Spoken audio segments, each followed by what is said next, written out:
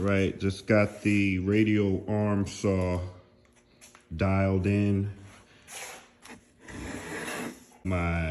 Got my base level, got my blade perpendicular, level, all of that good stuff. The back fence perpendicular to the cut.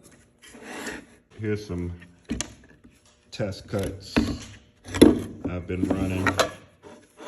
This is an extremely dangerous saw if you don't use it properly.